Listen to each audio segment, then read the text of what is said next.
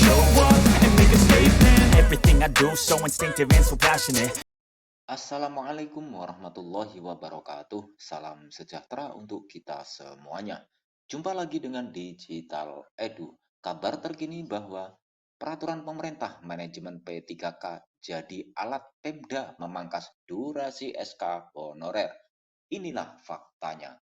Yuk simak hingga akhir videonya.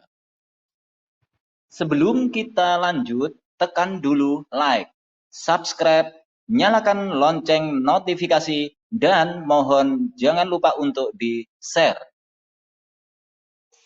Penghapusan honorer belum jadi keputusan final.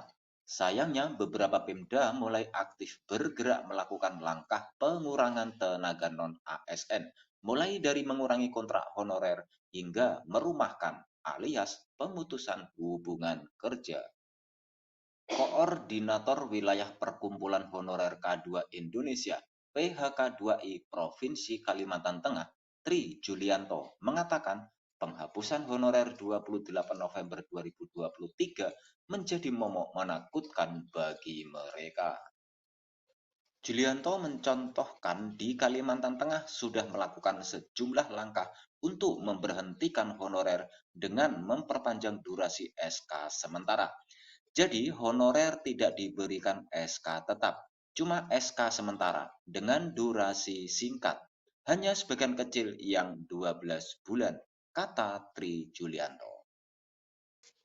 Julianto lantas membeberkan data honorer yang diperpanjang SK sementara di wilayah Kalimantan Tengah. Pada yang pertama yaitu di lingkungan pemerintah daerah.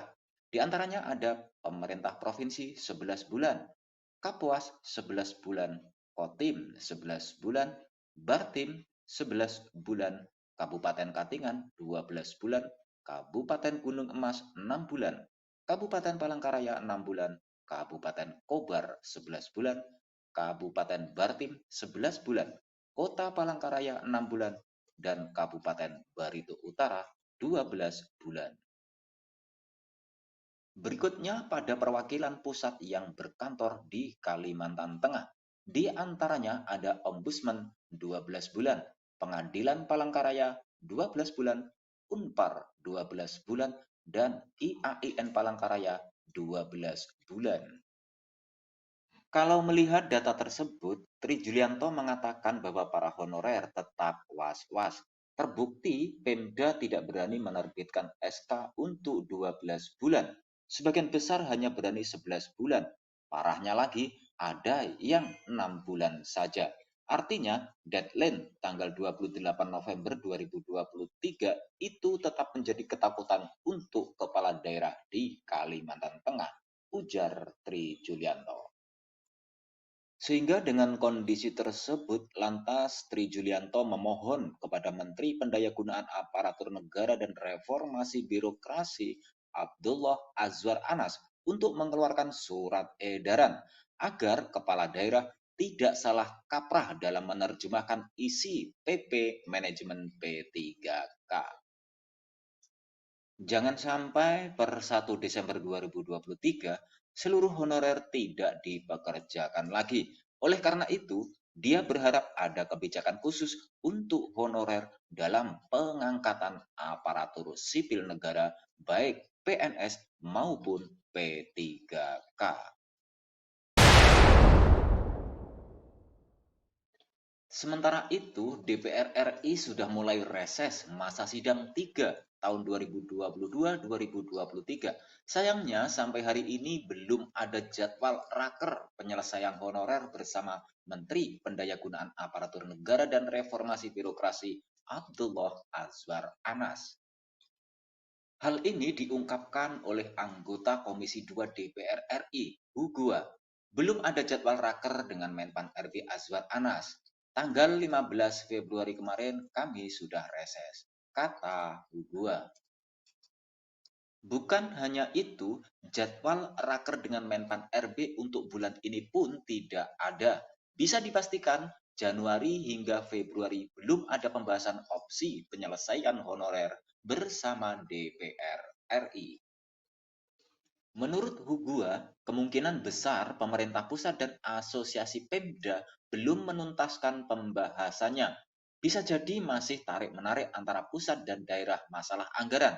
Pemda pasti berat kalau anggaran gaji dan tunjangan P3K dibebankan kepada daerah. Kalaupun pusat mau menambah, berapa besarnya? Ujar Hugua. Sejatinya kita pun juga merasakan bagaimana kesulitan daerah. Di sisi lain, nasib honorer K2 dan non-K2 juga harus diperhatikan. Solusi-solusi itu yang mungkin belum ditemukan kesepakatannya. Kita mengapresiasi langkah Menpan RB melibatkan Pemda dalam membuat regulasi untuk penyelesaian honorer. Dengan pelibatan Pemda, regulasinya akan berpihak kepada honorer, sebab Pemda lebih tahu seberapa pentingnya honorer itu. Keberadaan honorer di daerah itu sangatlah penting. Oleh karena itu, Pemda akan menggunakan segala kreativitas dan inovasinya untuk menggunakan tenaga non-ASN ini. Kita optimis jika opsi yang ditawarkan Menpan RB Azwar Anas dan Pemda berpihak kepada honorer, maka akan disambut positif Komisi 2 DPR RI. Pada hari Rabu tanggal 18 bulan Januari yang lalu, Menpan RB Abdullah Azwar Anas sudah mengatakan, sudah ada kesepakatan antara Kemenpan RB, Badan Kepegawaian Negara, dan Asosiasi Pemda mengenai opsi-opsi penyelesaian honorer. Opsi-opsi tersebut akan dituangkan dalam sebuah regulasi. Salah satu yang diatur adalah mengenai pembiayaan gaji dan tunjangan P3K agar tidak menyusahkan Pemda. Namun, Menpan RB Azwar Anas mengatakan apa yang sudah disepakati tersebut akan dilaporkan kepada Komisi 2 DPR RI. Demikian kabar hari ini, semoga bermanfaat. Terima kasih sudah menonton Digital Edu.